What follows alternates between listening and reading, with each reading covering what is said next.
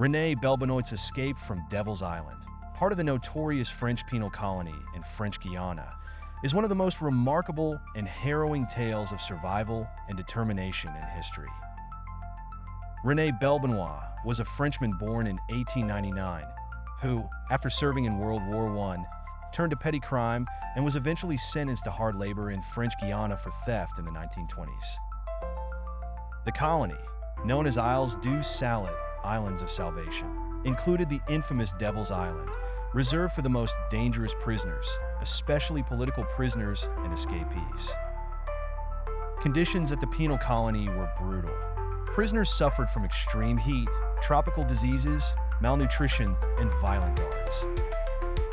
Escape was nearly impossible due to the treacherous waters around the islands, populated by sharks and dangerous currents, as well as the dense and hostile jungle on the mainland.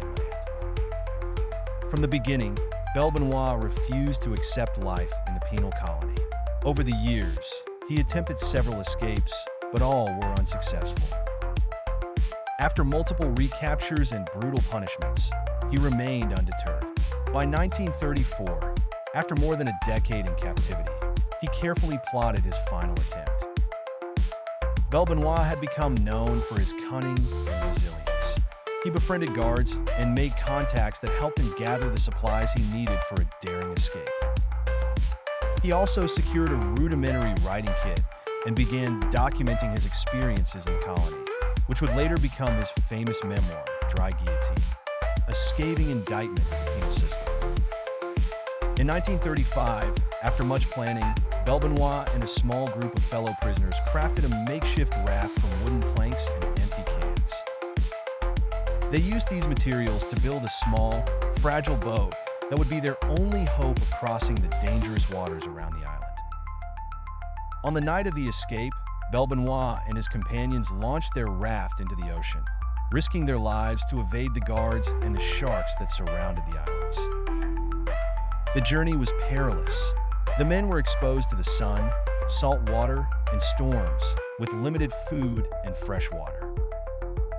After several days at sea, they miraculously made it to the coast of Guyana. From there, Belbenoit traveled through British Guiana, Venezuela, and finally to Trinidad. Eventually, Belbenoit made his way to the United States.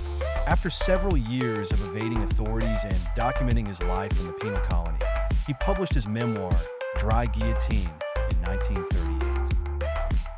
The book was an international success and exposed the horrors of the French penal system to the world.